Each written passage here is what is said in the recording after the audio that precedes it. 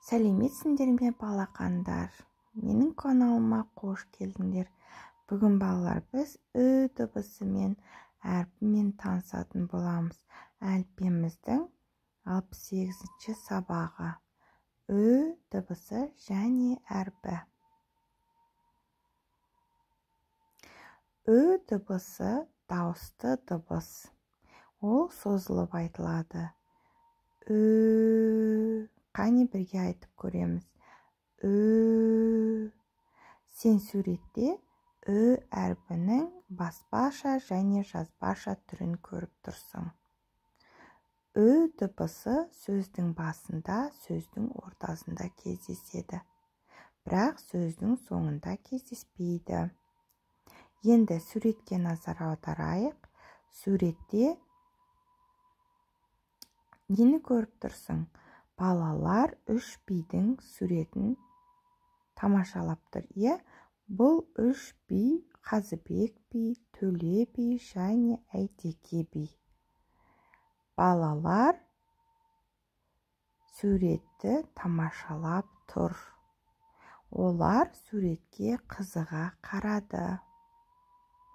Енді қазір астындағы сөздермен танысамыз.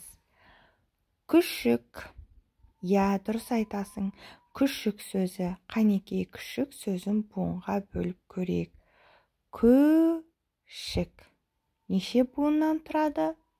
Дұрыс, 2 буыннан тұрады. Кү бірінші буын, шік екінші буын. Бұл жерде, бұл сөзде ү дыбысы бірінші буында екінші әріп болып тұр.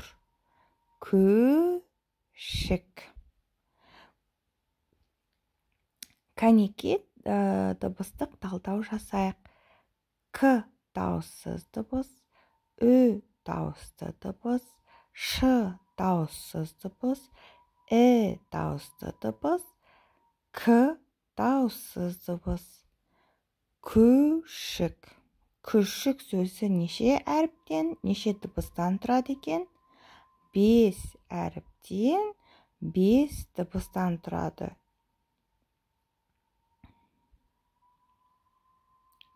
Келесі ү әрпіне байланысты сөздермен танысамыз.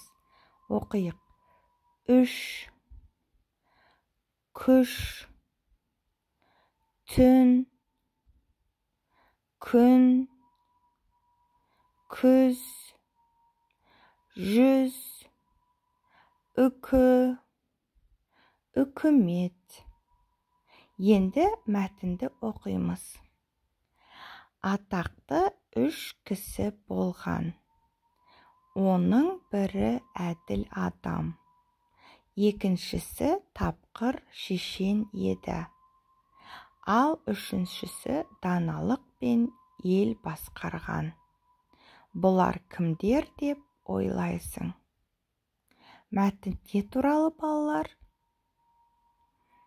Мәтін атақты 3 кісі туралы. Бұл 3 кісіні жаңа біз суретте атап өттік. Олар қазақтың 3 биі. Әйтеке би, Қазыбек би және Төле би. Олар қазақта сөз бастап, әртүрлі дауларды шешетін өте ақылды адамдар болған. Енді мына жұмбаққа назар аударайық. Бір кітаптың парағы күнде азайып барады. Жауабы не балалар? Дұрыс. Күнтізбе.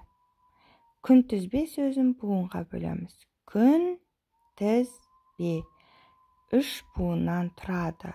Ү дыбысы бірінші буында кездесіп тұр. Енді осы күнтізбе сөзіне дыбыстық талдау жасаймыз.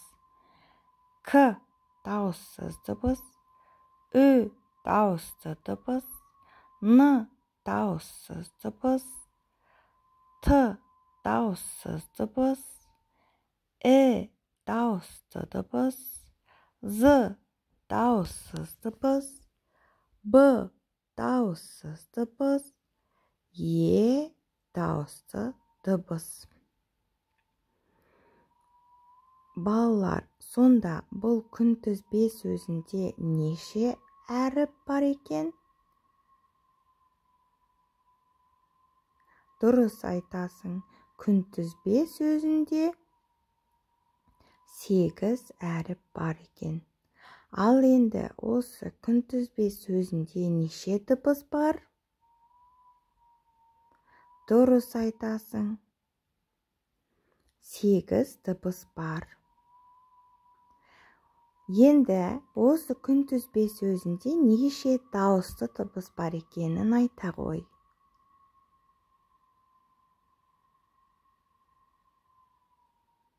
Дұрыс айтасың, 3 дауысты дыбыс бар.